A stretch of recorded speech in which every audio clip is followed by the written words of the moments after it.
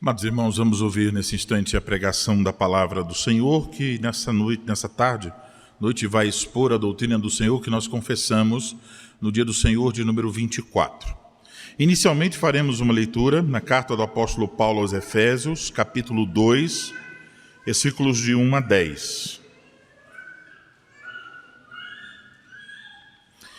Efésios, capítulo 2, versículos 1 a 10. Ele vos deu vida, estando vós mortos nos vossos delitos e pecados, nos quais andaste outrora segundo o curso deste mundo, segundo o príncipe da potestade do ar, do espírito que agora atua nos filhos da desobediência, entre os quais também todos nós andamos outrora, segundo as inclinações da nossa carne, fazendo a vontade da carne e dos pensamentos, e éramos, por natureza, filhos da ira, como também os demais. Mas Deus, sendo rico em misericórdia, por causa do grande amor com que nos amou, e estando nós mortos em nossos delitos, nos deu vida juntamente com Cristo, pela graça sois salvos. E juntamente com Ele nos ressuscitou, nos fez assentar nos lugares celestiais em Cristo Jesus, para mostrar nos séculos vindouros a suprema riqueza da sua graça em bondade para conosco em Cristo Jesus, porque pela graça sois salvos, mediante a fé. Isto não vem de vós, é dom de Deus, não de obras para que ninguém se glorie. Pois somos feitura dele, criados em Cristo Jesus para boas obras, as quais Deus de antemão preparou para que andássemos nelas. Agora vamos ver a nossa confissão, dia do Senhor de número 24.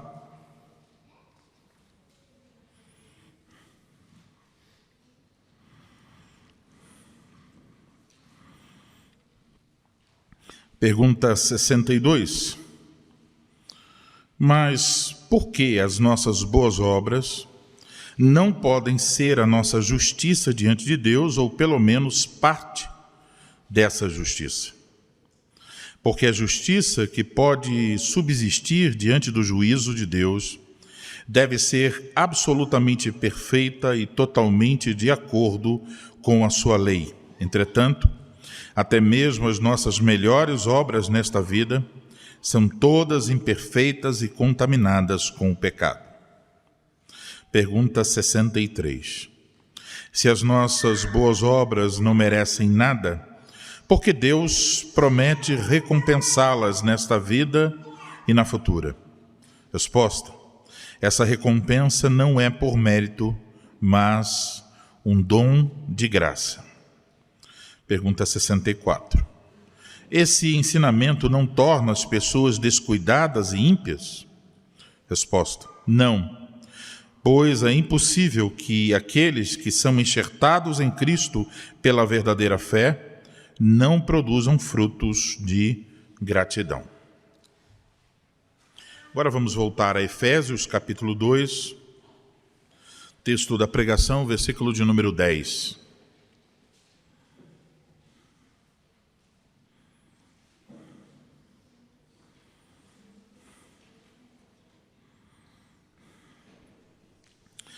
Pois somos feitura dele, criados em Cristo Jesus para boas obras, as quais Deus de antemão preparou para que andássemos nelas.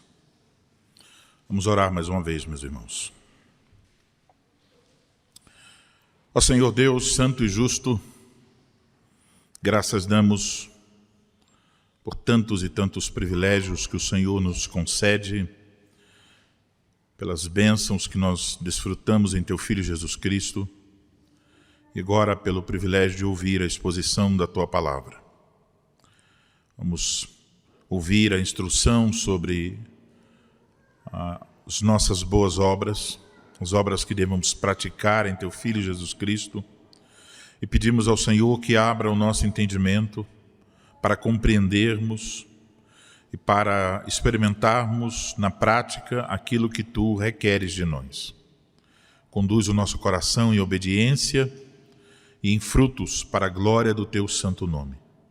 Pedimos que o Senhor ajude o pregador para que ele fale fielmente e que em tudo glorifique e honre o Teu nome, Senhor. Oramos assim em nome de Jesus Cristo. Amém.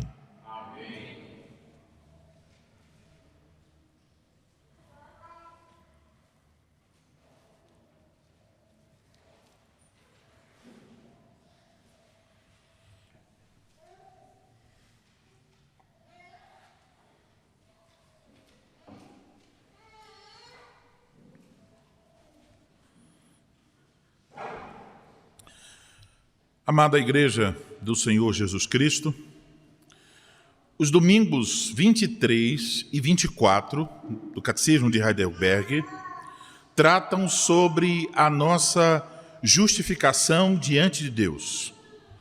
Pela fé, a perfeita justiça e santidade do nosso Senhor Jesus Cristo são imputadas, são colocadas em nossa conta.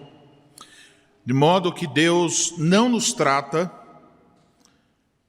de acordo com aquilo que nós merecemos, mas Deus nos trata como se nós nunca tivéssemos cometido pecado algum, como se nós mesmos tivéssemos obedecido perfeitamente à vontade de Deus.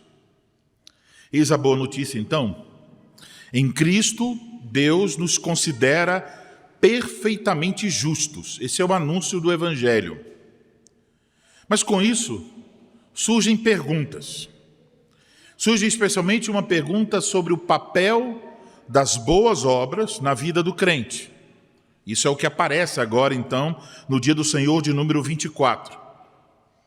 E neste assunto, facilmente podemos errar, pois somos inclinados, por um lado, a valorizar nossas obras, dando a elas um significado errado, um valor errado, ou, por outro lado, somos inclinados a negligenciá-las, como se elas não tivessem nenhuma relação com a nossa salvação, como se elas de fato não fossem necessárias. O texto que nós lemos nessa noite, Efésios, capítulo 2, especialmente pensando no versículo 10, o texto da pregação, mostra claramente que existe uma relação entre a salvação pela graça e a consequência disso, as boas obras. Portanto, com base nesse texto, eu vos anuncio a palavra de Deus nessa noite sob o seguinte tema: o papel das boas obras na nossa salvação. E nós vamos ver 2 pontos. O primeiro, as boas obras não são o meio para a nossa salvação. E o segundo ponto, as boas obras são o fruto da nossa salvação. Então, em primeiro lugar, as boas obras não são um meio para a nossa salvação. Então, devemos começar pensando sobre isso. Quase tudo neste mundo se conquista com trabalho e grande esforço. Até um provérbio latino que diz: nada se consegue sem trabalho. E isso é, de fato, uma realidade em muitas áreas da nossa vida. Se alguém vai fazer uma faculdade, precisa estudar, levar o estudo a sério. Se alguém deseja aprender uma profissão, deve se esforçar para aprendê-la. Se um time deseja vencer o campeonato, não vencerá com pernas moles. Tem que ser bem eficaz na marcação, em todo o jogo. Então, se alguém quer vencer, precisa se esforçar. Então, nós temos nesse quadro uma grande ênfase na ação humana. E até ouvimos que tudo depende de nós.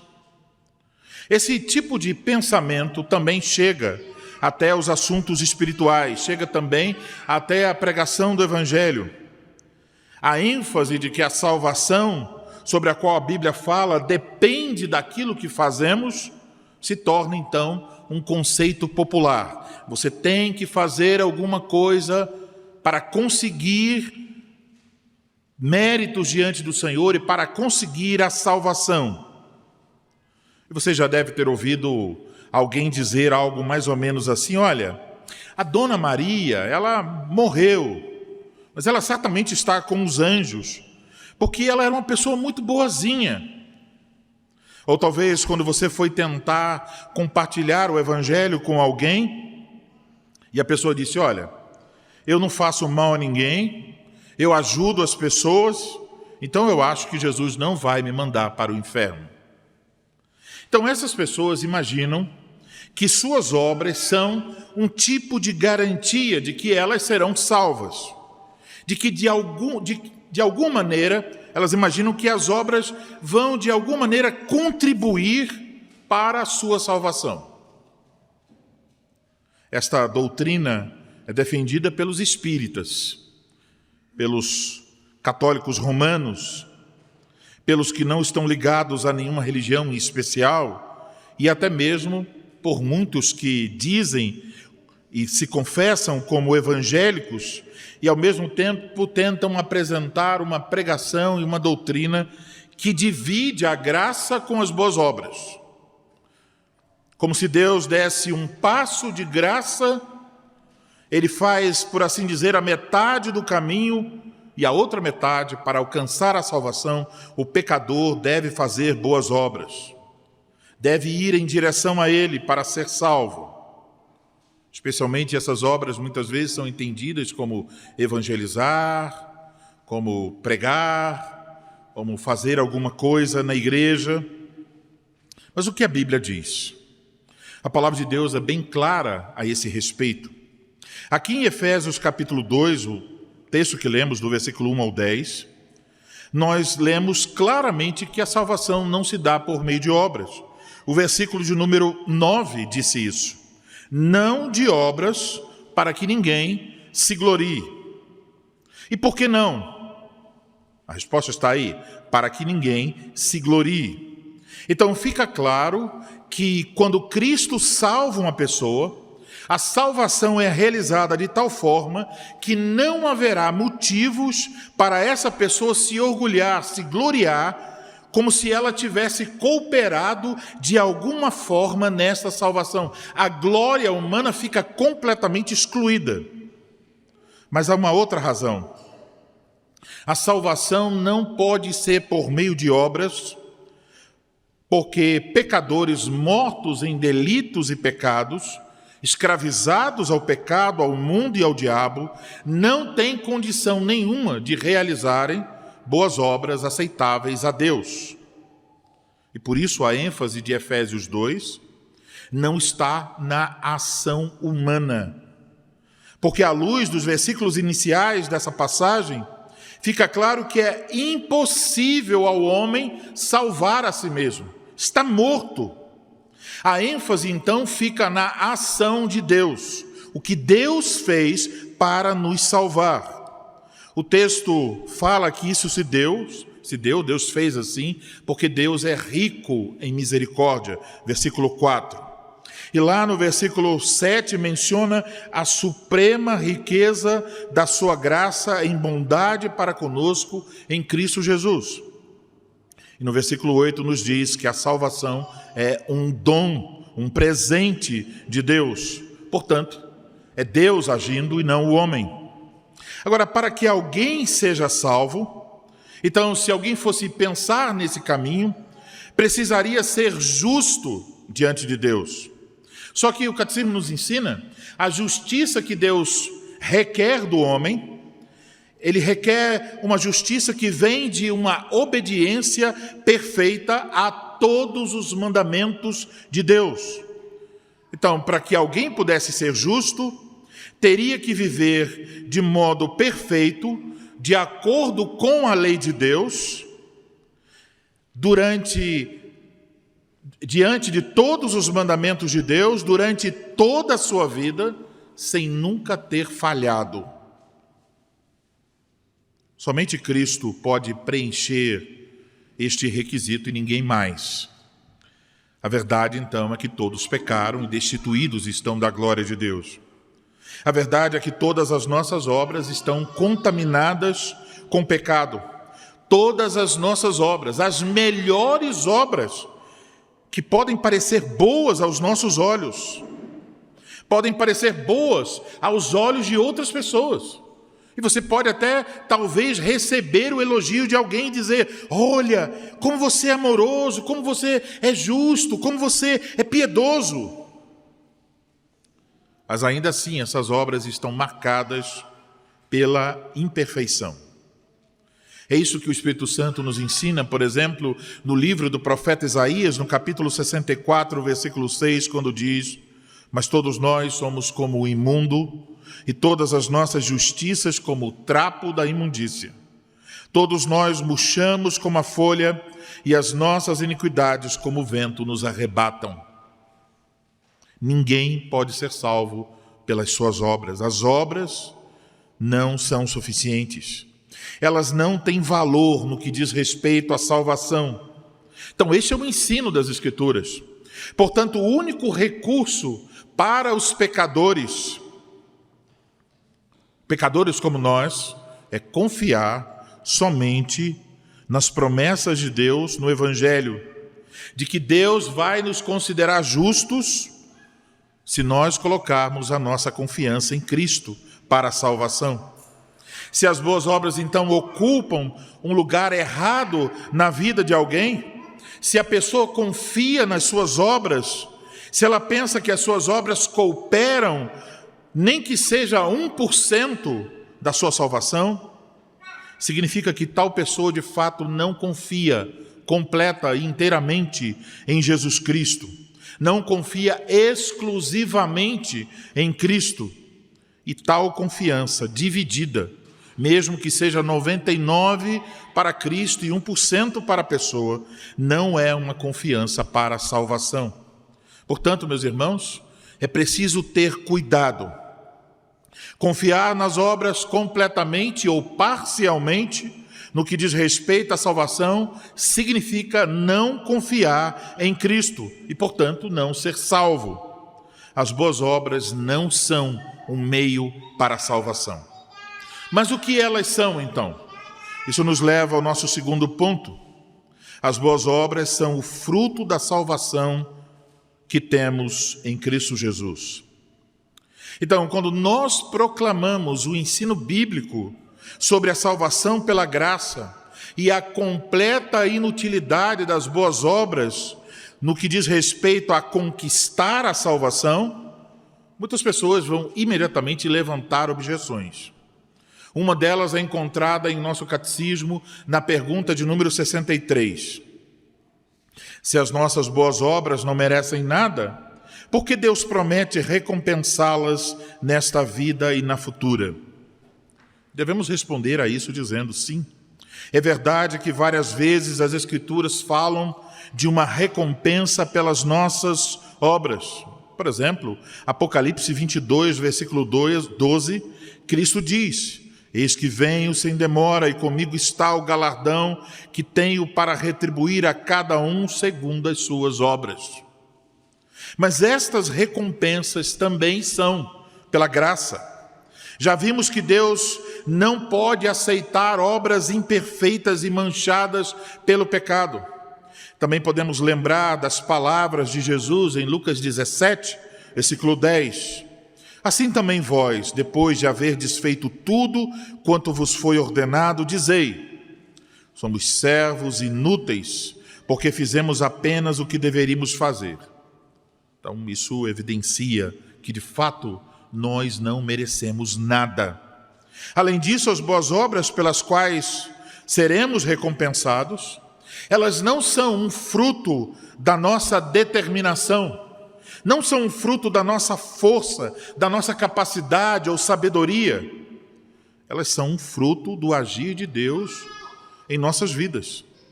Nós as recebemos de Deus e nós as oferecemos a Deus. Uma boa ilustração para pensar sobre isso é aquela que encontramos no primeiro livro de Crônicas, no capítulo de número 29. Davi estava entregando ofertas voluntárias para a construção do templo. e o povo esteve contribuindo com Davi, muitas riquezas foram entregues para a construção do templo.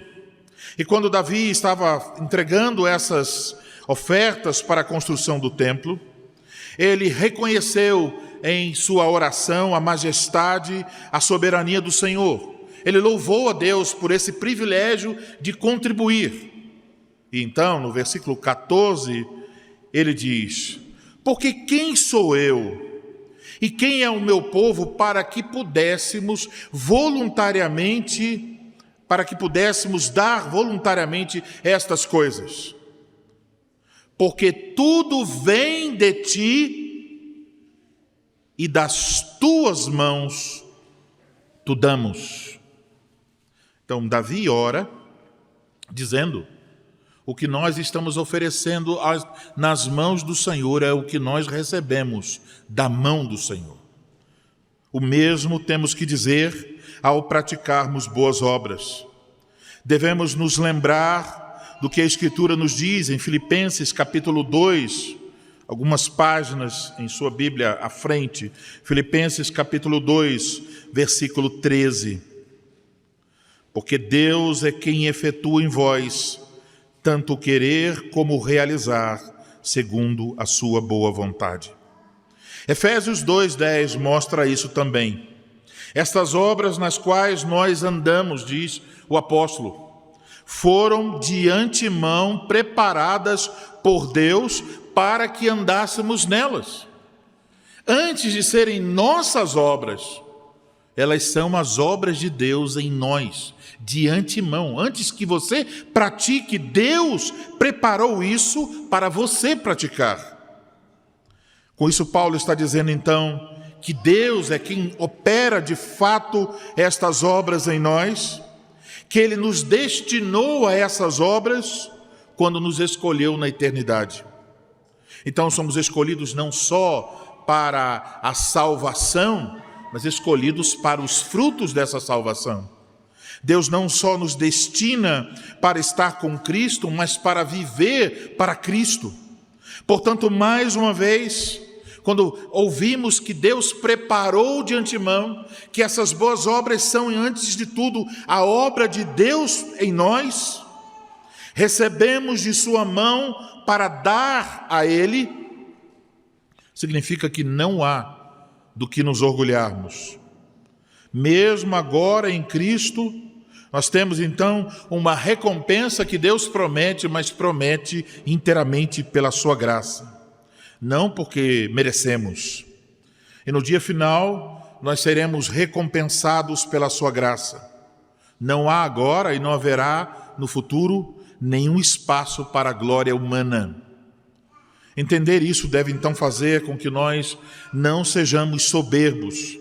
Quando podemos olhar frutos em nossa vida e ver que conseguimos obedecer ou amar ou demonstrar compaixão ou realizar qualquer outra boa obra, nós não devemos nos encher de orgulho como se isso fosse produzido por nós mesmos, mas devemos nos gloriar em Deus. Isso deve fazer com que não busquemos a honra e a aprovação dos homens quando nós fazemos boas obras. Este ensino da Escritura, então, é muito diferente daquele que faz com que as boas obras se tornem interesseiras e não obras de gratidão. Com as boas obras, nós não estamos ganhando pontos diante de Deus.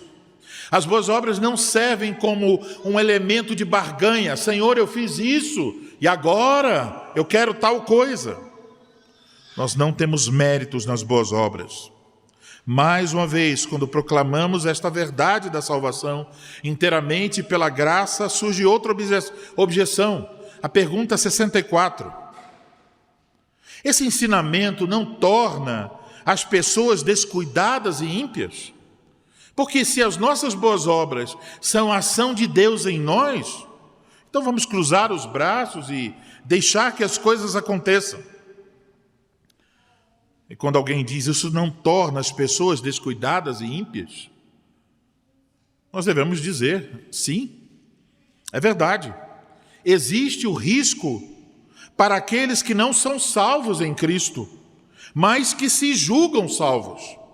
Essas pessoas podem estar lutando para conquistar a salvação.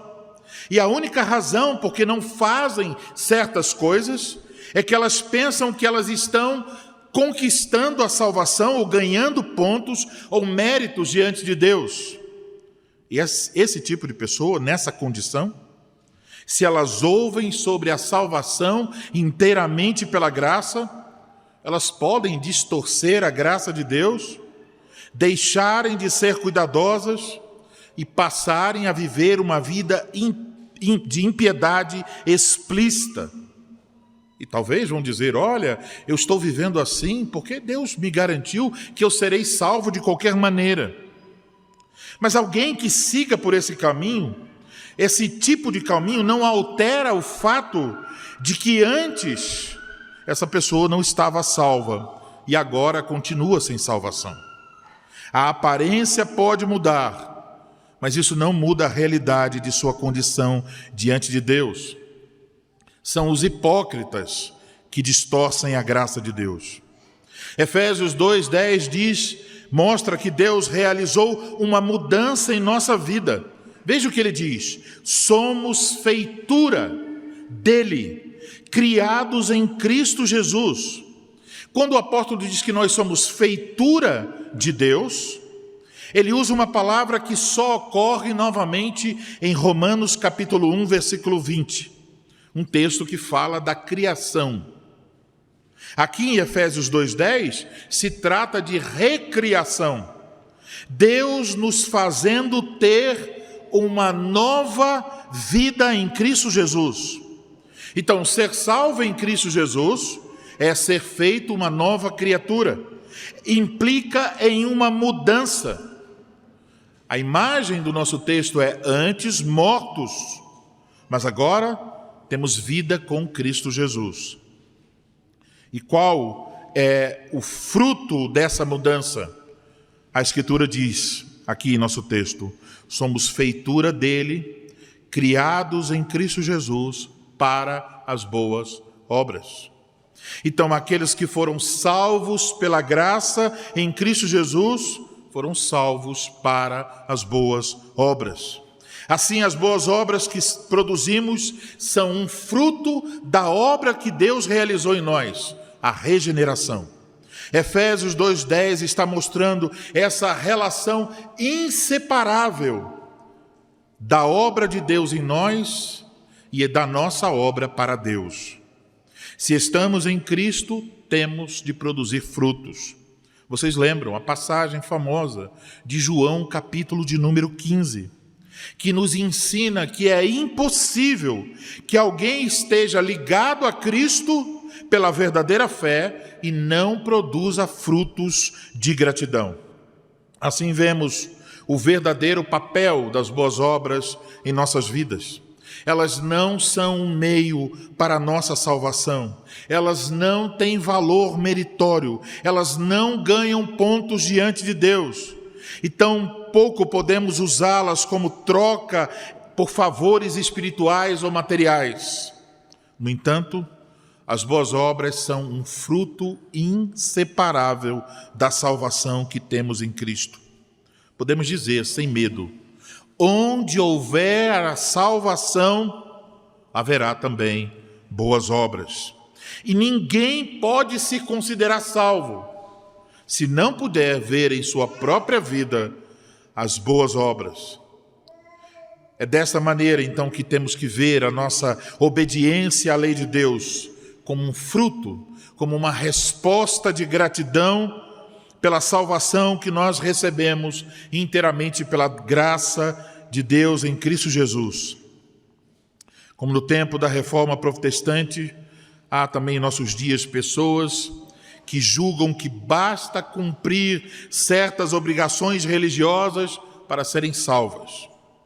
E então, quando essas pessoas ouvem a salvação inteiramente pela graça, elas levantam acusações de que nós cremos que uma vez salvo para sempre, creem que isso significa que nós podemos viver em pecado e que seremos salvos de qualquer jeito. Mas não é isso que nós confessamos. Confessamos sim que a salvação é inteiramente pela graça de Deus, que somos salvos por Cristo e nada mais. Confessamos a segurança da nossa salvação nele, mas também confessamos que somos salvos pela graça para as boas obras. Confessamos que as boas obras não são a raiz, também não são o tronco, mas são frutos inseparáveis da salvação que temos em Cristo Jesus. Amém.